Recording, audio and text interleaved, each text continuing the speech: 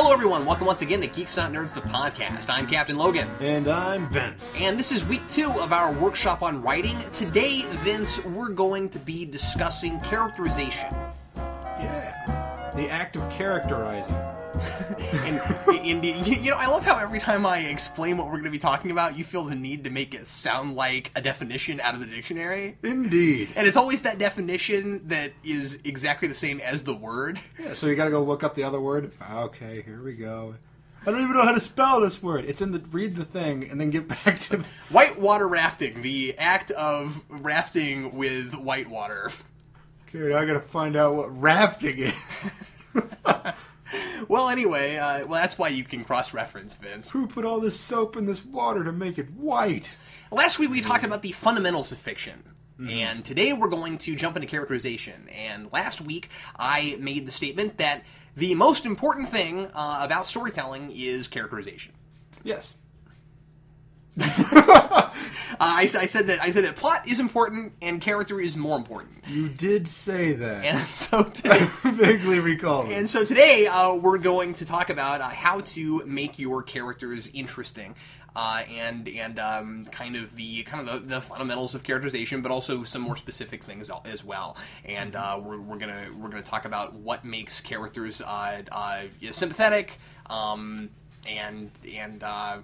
and what makes them endearing, and that kind of thing, and just what makes them work within a story. So, You know, I've had a number of arguments about sympathetic and whatnot with people, and one of the things is whether the character is likable or sympathetic, and if those things are the same thing. Yeah, good question. Very often they are. And a lot of times it's just a matter of semantics. Basically, it's just important that we care what happens to them. That's all that matters. And so a character may not be likable in the sense that you don't want to hang out with that guy, but something about that character makes him worth reading about, and that's the important thing. And it's just about making it work.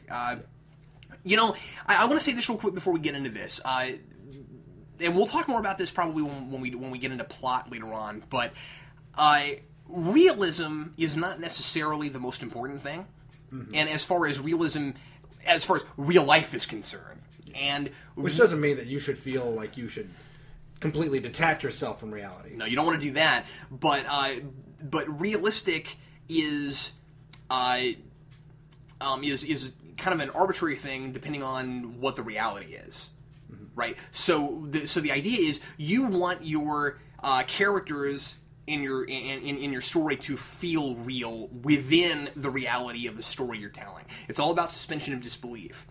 Yeah. You don't want your characters to sit there and, all right, you don't want to start your story where they're having oatmeal in the morning and then they're reading the newspaper every day. I mean, yes, this is part of their everyday thing, which all factors into their characterization. This is a fairly normal guy, so he's going to do this. Now he's tying his shoes. Well, cool. Nobody cares. Because what's a movie and what's a book? It's life with all the boring parts cut out. That's right. Yeah, that's a really good point. And we'll get into all that stuff with plot later on about how what you're having your characters do needs to be important to move the plot along, and that all goes in the characters. Plot and character are so tightly knit, and people don't think about it like that. But you want everything to service the story. What does that mean? Well, it means that if you're describing certain characteristics of your person, of your protagonist, they need to be vital for the story you're telling. It might not be important that he has a red hairbrush, or maybe it is. Why are we seeing it right now? So the first thing that you need to know about coming up with a protagonist, about how protagonists work within plot, within your story, is that they need to want something. That is the absolute A-list most fundamental thing about a protagonist. You know, it seems like even just patchwork type movies, something fairly simple, it's where it starts, is what does the character want? I saw a movie called The Breaks, and I really enjoyed this movie, as much of a screwball comedy as it is. And what The Breaks is essentially about is a guy trying to get milk for his mom. His mom sends him to the store to get some milk. He doesn't go. Now he's in trouble. Now he has to go. So what's he want? He wants milk. What does he want beyond that? He wants to get out of trouble. So it's a simple, even a plot that's just simple and allows screwball comedy to come off of it, you still have this core of what does this guy or woman want. Mm-hmm. And that's really great how you said that, because there's always something beneath that. The thing that the character wants on the surface usually is going to tell you about what that character wants under the surface. You know, superheroes want to save people, but what do they really want? You know what I mean? What do they get out of it? You know, there's always every character in a good story wants something. The story is about, do they get it or do they not get it? Every story is in some way or another a quest, kind of. You know what I mean? Sometimes in more of in sort of an obscure way. You don't want every story to be about an artifact. I talk about that a lot on Rewind. You know, stories aren't. That could be the easy way out. Like, there's ways to make that compelling, but a lot of times it's just the easy way out. What does that character want? Well, he wants this. He wants the Holy Grail. Yeah. Why does he want the Holy Grail?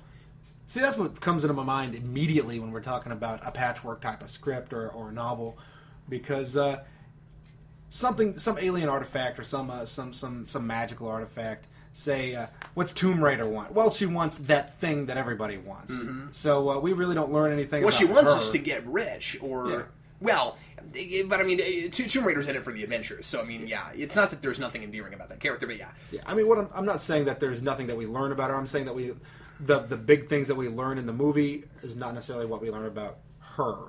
It's what we learn about her quest that's more important. Sure. Unfortunately, that's right. But what makes Quest interesting is what we learn about a character while they go on it, and it's like, it's the old cliche adage: it's not about the prize; it's about trying to get there. You know, it's not about winning; it's about what happens on your way to trying to win. And maybe how those things, these artifact adventures, become compelling is. By the way, sports movies are exactly the same as those. What do you mean? Well, you're trying to win. Oh, right. It's exactly the same thing. If you're trying to win a ball game, it's nearly exactly the same thing as trying to go get the Holy Grail. I'm glad you said that, because think about it this way: they're on a quest to get something. So what they want, air quotes, is to win or to get the Holy Grail. But what does Shane Falco really want in Replacements? What he really wants is to essentially gain back his credibility. He doesn't want to just win. He wants people to see him as something other than the ultimate loser of the Orange Bowl or whatever he lost. I forget at the moment. So I think that in some cases, I think that what a character wants comes through what happens in the movie as they're on this quest for, like, what the character really wants is not so much the artifact in question. Does that make sense? Yeah, absolutely. Yeah, that's exactly what we're talking about with subtext. There's always something underneath that. So here, to tie this into what we were talking about last week with fundamentals. Here's your basic skeleton of a story in relation to creating your protagonist. Okay. You have a person, you have a status quo. The story begins when we break the status quo. This is all generalized. The story breaks by finding out by breaking the status quo, and then we find that the character wants something. And then the story continues as we watch the person try to achieve that goal. You have to have a goal. Okay, wanting something is the same as having a goal, right. And then the opportunity for change is whether or not the person gets or does not get that thing. Mm-hmm. Or rather, that's not entirely accurate, actually. The opportunity for change is related to the thing that they want, but like the end of the story is generally when we find out whether or not a person gets the thing they wanted or doesn't get the thing we want. We're talking whether it be physical or abstract. So sorry, I misspoke when I said that. So the opportunity for change, like I said, is related to that. So you have this point where the character decides to be a certain, or to be the way they are, or to change the way that they are, and then that obviously is related directly to, do they get the thing or do they not get the thing? Did you bring the thing? Yeah, I brought the thing. No. And that's how stories work. I think, just to touch back on something you said earlier, I think that that readers, whether they are aware of it or not, even people who would maybe argue against it, I think that people are inherently aware of characters either wanting something or not wanting something. I mean, for example, Sure. look how many people say, well, Batman's cooler than Superman. Well, Batman has an obvious want that's laid out there. Yeah. He wants vengeance. So what's Superman want? Well, he's just a superhero. He wants to save, and that's just not good enough because there's no subtext in it. This will be fun. Let's do something. Let's throw out a couple of movies that we like that everybody knows, and let's find out what the protagonist wants. Before we do that, I just want to say that Superman can be deeper. So anybody who wants to argue against it, feel free because you can write a good Superman story. But I'm saying, based on origin alone. Well, the thing is, Batman has this overarching thing that he's always striving for, and Superman's are smaller than that. Superman has this regular status quo, and then within his various stories, he wants different things depending on what it is. Exactly. I would say. Ghostbusters. What do they want? You've got 4 protagonists. What do they want? Employment. Yep. That's good. And they want to be respected and that kind of thing. They don't want to work for the private sector because they expect results. Back to the Future. To get back to the future. To correct problems in the past, I suppose. Yeah, that kind of thing. And then ultimately to get back to the future. Field of Dreams. They want to build it so that they can come. But the biggest thing is that Costanza wants to reconnect with his father. Right on. That kind of thing. I like that movie. It's been a long time since I've seen that movie. So here's the thing. Stories are not as much about a character learning something about himself as it is about us learning something about the character. Right on. Would you agree with that? Oh, yeah, I would agree with that. I mean, if we learn nothing about the character, then it's beyond me why character would not be more important than plot. Because if your plot's good, then it's tied into the character. One of the things we said last week was that characters don't necessarily have to learn some big moral lesson in a story, and we, the reader, don't have to learn a big moral lesson either. But Right. we need to learn something about the character, and that always somehow rather reflects a part of the human condition. That's the idea. And so again, it's not about preaching or anything necessarily. Well, I mean, if your character's not human, then anything we learn in the movie doesn't necessarily apply to the human condition. It just applies to an archetype. Exactly, and you don't want your character to be an archetype, which is the whole point of having that person wanting something specific. Okay, so getting a little bit more into this, then let's talk about how character relates to conflict. We talked about this last week. You want to let bad things happen to your protagonist. You don't want to. You don't want your protagonist to just be in a void of happiness all through your story. We talked about that last week. And also the thing we said was that your character needs to be proactive. You want your character to be doing things, even if he's the kind of person who generally doesn't. This is the story where he gets up and does something, or it's the story where for some reason he decides not to, which could be boring. And then here's the part I want to add to all that. You do want your character to be flawed in some way, but I hesitate to say that, okay? I'm saying that with a red flag, okay? Right. Because this has been the problem with modern storytelling for the last several years. I'd say the last decade or two, maybe even a little bit longer, is a lot of stories have a huge, and movies especially, have this huge emphasis on this character is flawed in some way. And a lot of times that character trait is brought so much to the forefront and so much attention is spent on that they're not sympathetic and they're not interesting. Mm-hmm. I mean, for example, Spider-Man. Absolutely. And you know, we mentioned Spider-Man last week. We were talking solely about the comics. Mm-hmm. I mean, why does Spider-Man ever become unsympathetic? Well, here's a guy who has all of these flaws, and I'd like to use Spider-Man as a good example of how to flaw a character in premise. Yeah, but I want to use him as a bad example for execution with film. Yeah.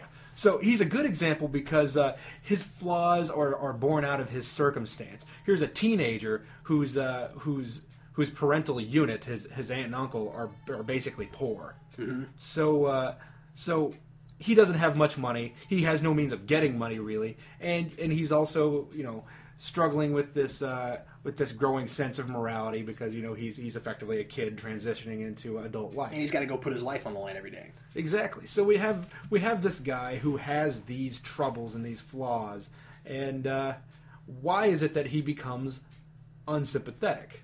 Because he's whiny about it all the time.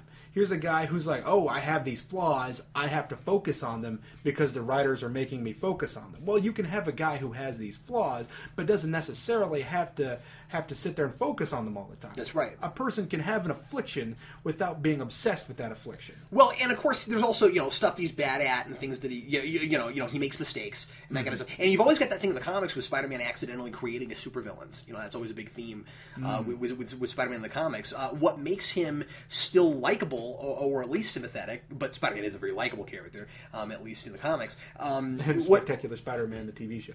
See, that's the best I've seen it, besides Stan Lee, because here he is making mistakes and all these bad things are happening to him, and he brushes it off and he just tries to go with it.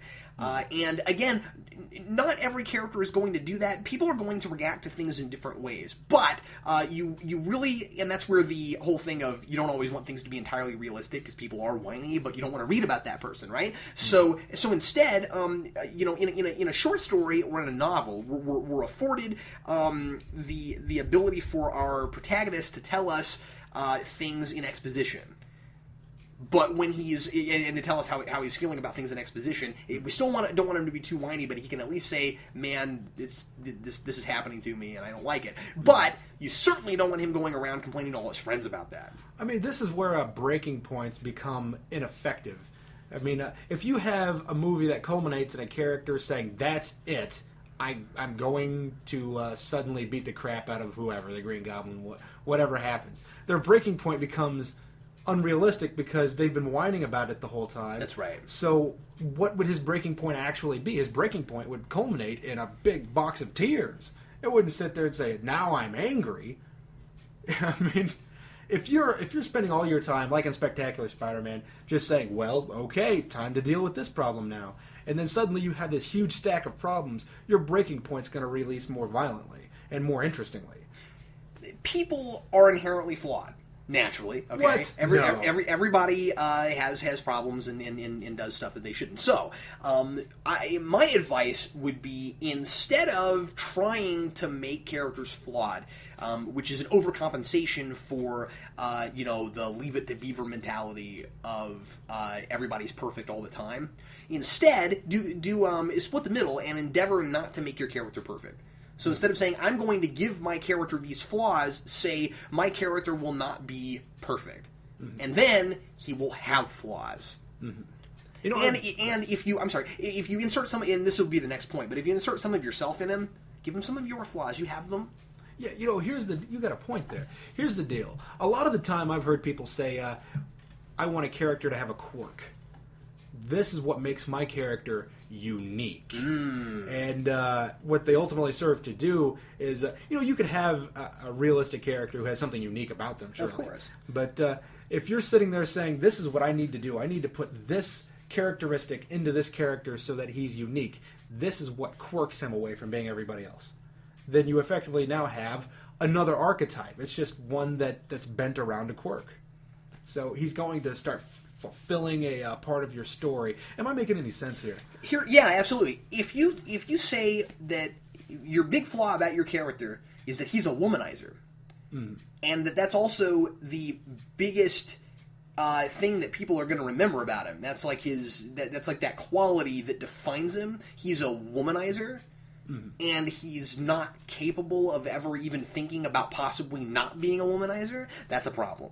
Yeah, I mean, how many movies have you seen where they just have a straight up villain, just a guy who's twirling his mustache, figuratively, and we don't really care about that guy because he just beats up women, or he just uses women as tissue paper, goes through them pretty quickly. Mm-hmm. And so the question is, why do we really care? I mean, are we really that interested to see the hero beat this guy up? Are we really that interested to see the hero, if she's a person being abused in some way, to overcome the problem? I mean, to have a character who has only one dimension, it becomes problematic. Because personally, I'm not a sadist, or at least I don't think I am.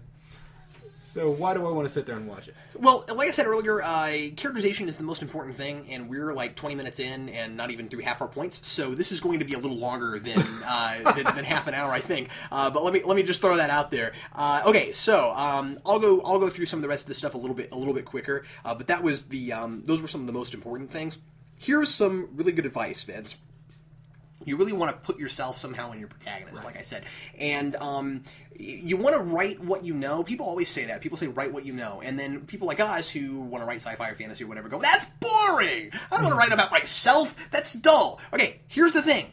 It doesn't mean be boring. It doesn't mean write about your, your going to high school life or your college life or your whatever necessarily. What write what you know means is write about something that you are an authority on. Now, we've got people listening who are going to say, I'm not authority on anything. You know what I mean? Right. I'm just this 16-year-old kid. What do I know?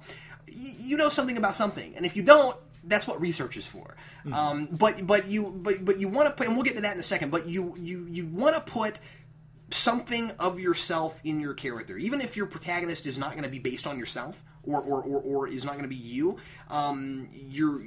You want to use things that you know about and traits about yourself and put them and insert them into your protagonist. So that's character traits, certainly can be, but most importantly, I think, maybe not most importantly, but also important, is you want to use like details that you know something about so that it makes your story more credible. Vince, would you right at this very minute be very comfortable writing a character who was a police detective? No. Why? I've never been a police detective, and my only real insight into police detective is on film. So, and people do this all the time, right? They take what they've seen in movies and they regurgitate it back into fiction somewhere. I've seen. You want to know about the real thing a little bit and then fictionalize it. I've seen at least 2 movies now that try to have an actor or a writer or something shadow a cop, and what they do is the cop's like, that's not real, that's not reality, and then they end up having the cop do these ridiculously stereotyped TV show or movie type tropes throughout the entire thing. And if they really wanted to say that's not reality, you're not focusing on the reality of me being a cop, then they'd have the guy sitting there doing paperwork the entire time. Every time he discharged a firearm, he'd have to fill out a paper. I had a college professor who always beat us over the head with job stuff. Job stuff. That's all he cared about. I mean, well, it's one of the big things he cared about. He wanted you to use work that you'd done, or hobbies you'd done, or things that you knew about. In my short stories, Vince, my characters have had every job I've ever had. I've had pizza delivery drivers. I've had morticians. I've had I wasn't a mortician, but I worked in a mortuary. I've had people who worked at a call center. I've had wait staff. I had a guy who worked at a toy store. And the reason I've done all those things is because I did the work. I knew what it was like. So I could write it in such a way where you bought that this guy worked at a toy store. You bought that this guy was a waiter. And I may have used this example before, but I wrote a short story once about a vampire who lived and worked at a mortuary. Now, I didn't live with a vampire, but I did work at a mortuary. Mm-hmm. And so I took parts of my life that were real and I put them in something that was a fantasy. Right. And so one of the big things that came up a lot when we were workshopping it, that people said that was good about it, certainly lots of bad things, but one of the things that people said was good about it was, I buy that this guy works in a mortuary. When you describe what the embalming room looks like and all that kind of stuff, and what it's like to go pick up a body and all that kind of stuff, it feels real. Why? Because I'd been there, I'd done it. So it was fictionalized, and not everything in it was real, but it felt real. I mean, when we say you have to write something that you know something about, I mean, look at a particular franchise, let's call it the Twilight franchise, and they have things that are that have no real basis in reality. It's just, I'm going to write this about those guys. Those people are what I'm writing about. I'm writing about teenagers. Well, now we have this general idea of what a teenager is being put on a page. Mm-hmm. And I'm writing about vampires, and now we have this generalized idea of what the ideal man for that teen girl would be.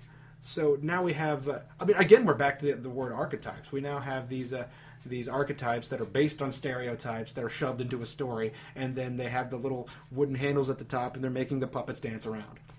So, and also in here, like we said last week, you want you don't want your characters to do things that are too close to home for you right now, so that you're not just venting. But you do want to write about things that you know about, like we said. You know what I mean? Like, your character doesn't even have to be a lot like you necessarily, but you want to let your experiences inform the character, but not things that you're currently angry and yelling about necessarily. I would almost go so far as to say that some of the early stuff you should write, not necessarily things that you endeavor to have published. I'm saying, put aside your pet projects for a while. Let yourself mature as a writer and as a person who's becoming creative. It's extremely important. Put your pet projects aside for a while and say, all right, who is this guy? Well, I know me better than I can create a guy at the moment, so let me write myself into this story. How would I react? That's good. Because if you're saying, well, my character is heroic, he's going to fight the bad guy. Well, why? And what's interesting about and that segues us really well into the next part, Vince, which is that there are a lot of character traits you really want to think about before you get started. The biggest two are gender and age. See, every person that you should write should be a 2,000-year-old hermaphroditic starfish. Okay, anyway, you work on that, Vince, and make a stage play about it. I think I will. There's going to be costumes. It'll be great. Right, yeah, and it'll be a musical too. And I will only realistically cast people, so they have to be 2,000-year-old. And there will be both water and pyrotechnics. So. Okay, so here's my advice to you when you're just getting started out. Once again, like I said last week, and you'll hear me say 50 times before the series is over, you can always break the rules, but only when you've used them. Mm-hmm. Okay, so these things don't hold fast forever for everyone, but please try it with the rules before you try it without the rules. Mm-hmm. The first thing is, please don't start writing the opposite gender. Try writing your own gender first. You know why? Because you are that gender. It's just like the job stuff, okay? You might think that you are a guy and you know enough about women that you can jump right into writing a female character, and maybe you can, and that's great, awesome. But write a guy first, or if you're a girl, write a girl first. Write what you know until you get good enough to not do that anymore. And the same thing with age. If you're 23, start with the protagonist who's 23, or at least if it's got to be a different age, be an age that you've been recently. You know what I mean? If you're 26 and you want to do a high school kid and you remember enough about your senior year of high school, okay. But don't be 16 and write about an 80-year-old. You probably won't pull it off right away. Yeah, I mean, unless you've worked at, say, a nursing home. Maybe, sure, yeah. So, if you have a lot of experience with a group of people, we make sense. Again, there's different extenuating circumstances, but even in that case, I would still say, if you work at a nursing home, write a story about a guy who works in a nursing home first. Yeah. I mean, that's what we're saying is when you're starting out. We're not saying that you can never write about anything that you're not at the moment. So if you're not a starship captain, you can't write about that ever. Let yourself get some breathing room is all we're saying about this stuff. Baby steps. As we've said before, or at least I think as I've said before, an artist paints 1,000 bad pictures before he's going to create a good one. So same thing with a writer. You're going to write a lot of bad stuff before you come up with a good one. I also caution people against writing children right away as the protagonist. Mm-hmm. Certainly have kids in your stories, but be careful about having a kid as a protagonist, because I had a professor, and I don't want to argue about this right now, but I'm still not entirely sure I totally buy into this particular idea, but I had a professor, same one who said all the stuff I talked about earlier, who said that kids are instantly sympathetic. Really? Yeah, and he always said that just because kids are vulnerable, and there's just a lot of different things that make kids sympathetic. I don't entirely buy into that, because kids can very easily be whiny and irritating and that kind of thing. Yeah. But here's the thing: kids are really hard to write because they're very often there's two stereotypes. The big stereotype is to write a child protagonist who's too smart. where you give them a voice that's way too old for them, and then you try to push it under the rug by saying, well, he's just exceptionally bright and those kids exist, so I can do this, right? But everyone does that. There's too many of them. Yeah. So I just finished reading a novel about those. And again, you can pull anything off, but I'm just saying that I wouldn't start with a kid. And the other stereotype is the kid that just sounds too kiddish. You know what I mean? Where the flip of the kid who's way too smart is the kid who says mommy or daddy every other word. Yeah. I mean, if you're writing a kid, think of it this way. Are you writing your protagonist from the point of view of an adult looking at that kid? This is how an adult would see that kid acting. And that could be a problem, is what we're saying right here. Because if you're looking at it from an adult's perspective and you're trying to make this kid fit the stereotype of a kid as an adult sees it, then it's just a little kid. There's nothing beyond that. And I can't tell you how many times I've read stories where there's a female protagonist and it's written by a man and it's like the ideal woman for a man. Like she kicks a lot of butt and she's stunningly beautiful and she's... I just saw that recently with a Zack Snyder film. Need we say more? So here are some specifics you really need to keep in mind when you start writing your story. It's very easy for people to just have characters jump in and do things. And a lot of times, characters aren't fleshed out enough in a person's mind when they start writing. Now, that's not to say that you're not going to understand your character more as you write them. But if you really do a good enough job of making your story at least somewhat of a character study as you're going along with it, you're going to find that your character.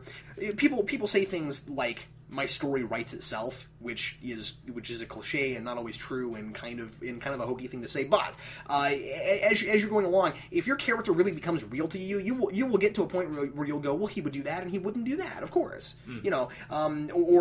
Somebody might read your story and get so into your character's head that when they do something that's very typical of them, the reader will smile and say, oh, that's so that guy. He would so do that. That's what you want.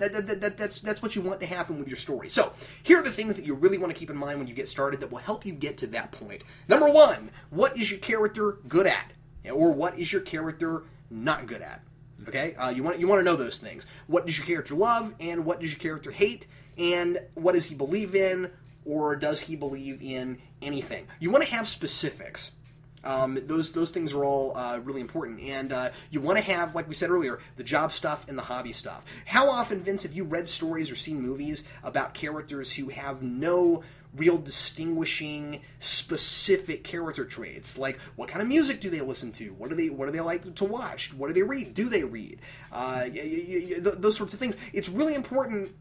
It's not that you have to answer every one of those questions. You don't have to tell me everything in the dude's refrigerator. You don't have to. You know what I mean? You don't have to tell me all this stuff in your story, but you do need to make a few references to things. If your character, if you want to make your character a big fan of a particular film and he keeps referencing that movie, that's specific stuff that tells you something about the character. Or if your character plays music, that tells you something about them. Or if it's like a shared thing with like him and his wife or him and a sister or a brother, and like they do this thing together, that tells you about a character. Yeah. You don't necessarily need to go down the whole Facebook list of things that they enjoy. No. Oh, so they like these 24 bands. Well, we need to make sure these 24 bands are going to be in this movie. Yeah, and you certainly don't want to make it that cliched. I enjoy long walks down by the beach. Maybe they enjoy strange things. Maybe they enjoy common things. Maybe they enjoy a mixture of both. Maybe he's a competitive eater that can't hold his liquor. Maybe that's what he's good at. That's what he's bad at. Yeah, absolutely. I think I might use that at some point. I don't know. Next, to help flesh your character out, you want to know something about their background, and you don't necessarily want flashbacks. We're going to talk about flashbacks next week when we talk about exposition plot. But you do want your character to have some background. Parents are really important. You don't always have to bring up a parent in a story necessarily, but parents influence people. Okay, so like who is his family? And how is he influenced by them? Who are the people around him, and how do they influence him? And your basic background stuff. This kind of stuff, like I said, doesn't always have to be told in flashbacks, but we need something. Yeah. In fact, I would recommend against doing flashbacks when you start out. I think Well, maybe we can get into that in plot. We will, yeah, absolutely. But you would agree, we need to know something about his past. Yeah, we need to know something about where this character is coming from, so that we not necessarily where everything about his little town that he grew up in, but just something about his starting points to where we know who he is at the moment before we start. When you're setting up your status quo at the beginning of your story, which you're going to immediately break, yes, you want to ask yourself, not in the story, you want to ask yourself these 3 questions. Where is your character from? Where is he now? And where is he going? Mm-hmm. Those are the 3 most important questions. You get background to set up the status quo. You get the status quo. And then what breaks the status quo is, where is he going? Yeah. That's the way things work. I don't have anything to add on to that. I mean, I suppose we could come up with examples. But, no, not at all. And then there are, of course, going to be other characters in your story besides your protagonist, unless you're writing that thing with the island about the volleyball. Castaway. But yeah, and certainly you can write a story that's very internalized, where you don't have a lot of supporting characters, or where you don't really flesh them out all that hard. But do think about who the person interacts with. Who's his family? Who's his friends? His coworkers? His boss? His enemies? His teachers? Etc. Etc. Etc. Yeah, I mean, if you're writing a short film, you don't want everybody this guy's ever met. If you're writing a novel, then maybe you do. But yeah, you still probably don't want everyone he's ever met, but yeah, exactly. And don't have too many characters, especially when you're starting out. I would really suggest to people who haven't done a lot of writing before, who are trying a short story or a short script or whatever it is that you're working on, 5 tops. Mm-hmm. 5 is a lot. Does it sound like a lot? No, but it is, and the reason is because those supporting characters, if they're going to have any screen time or story time at all, are going to need to be somewhat fleshed out as well. Mm-hmm. They're not your protagonist, but they need to be real people too. Because if your real character lives with a bunch of cardboard cutouts, he's not real either. I mean, if think of it this way: the characters that are going to be at the end, who's going to be important at the end of your story, and then make sure that they're integrated in some way in reality in the beginning of the story. That's great. And make sure that these people, their characteristics would allow them to maybe they change, maybe they don't, I don't know. But the things that would allow them to be either corrupted or corruptible, or how they would stay on the side of the protagonist. Make sure that they have these traits that make this character either likable or usable within the story. And to a point, your supporting characters, I think personally, have kind of the same rules as your protagonist does, with the exception of the opportunity for change. That's what makes your protagonist the protagonist. Not to say that they won't necessarily have one, but it's not important. You don't have to think about it, because they're not who the story is focusing on. But this is especially true of antagonists, because your antagonist should also want something. Mm-hmm. Very often your antagonist wants something that's contrary to what the protagonist wants. That's why he's an antagonist. Yes. He's antagonizing the protagonist. The protagonist is a guy that inspires action, and the antagonist is a guy that fights against it. You want to make sure that your antagonist is antagonizing. You want to make sure that your protagonist is protagonizing. Protagonist.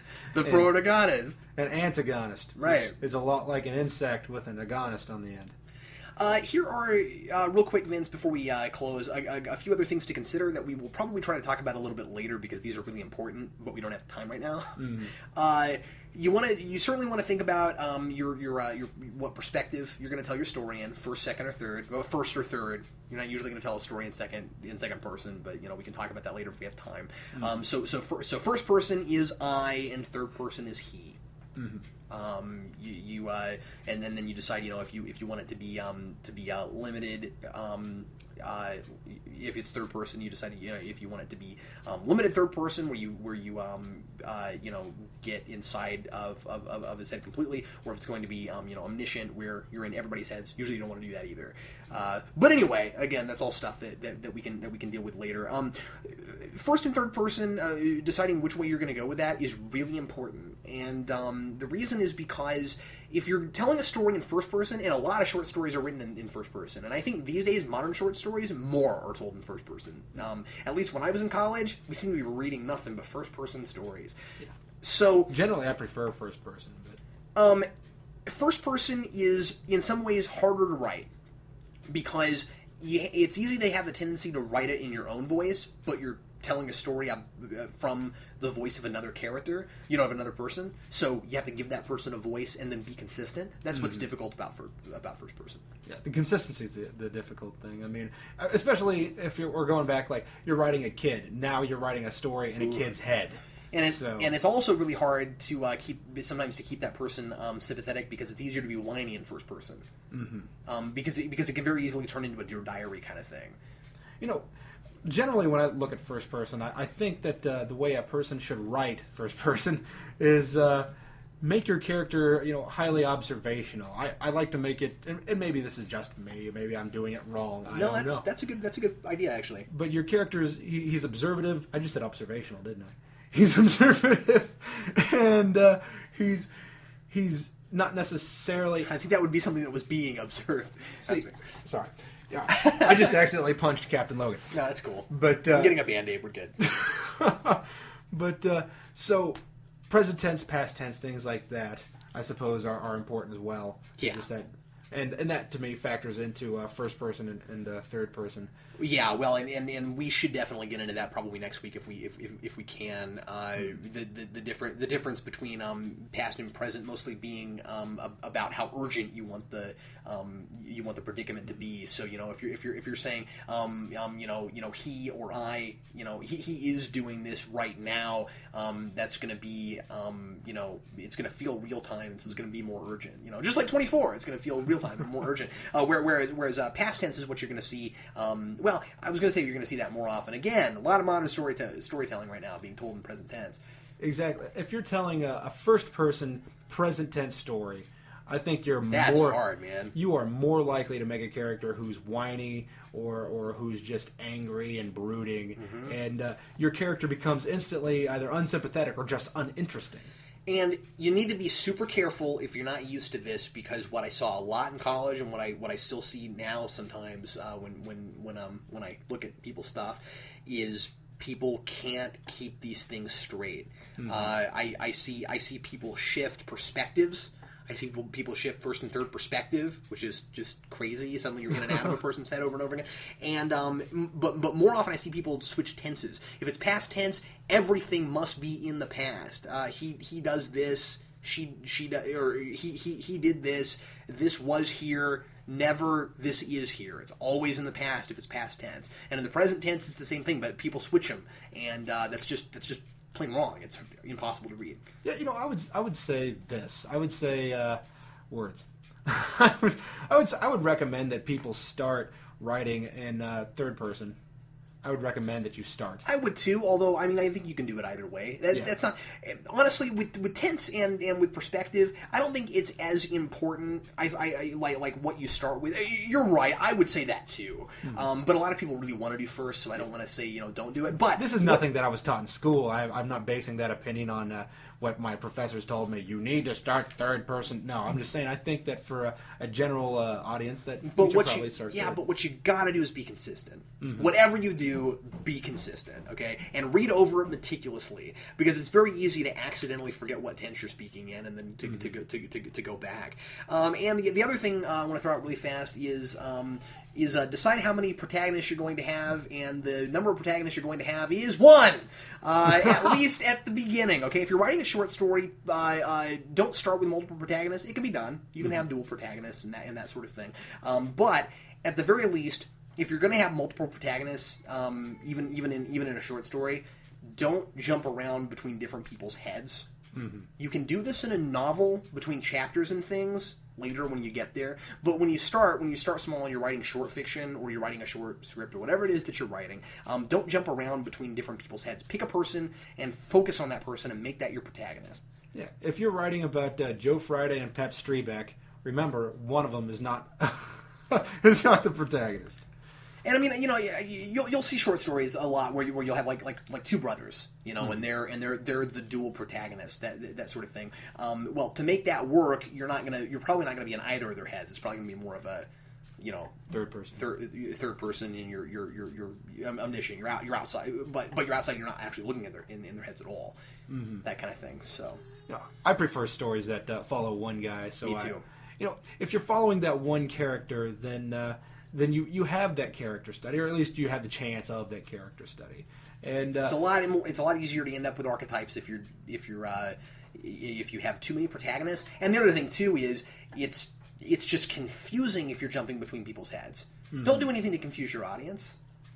I get annoyed when they jump from say a limited third person to where we're looking at a character to just this general omniscient. Here's the entire world. Here you go. So like Arsenic and Old Lace.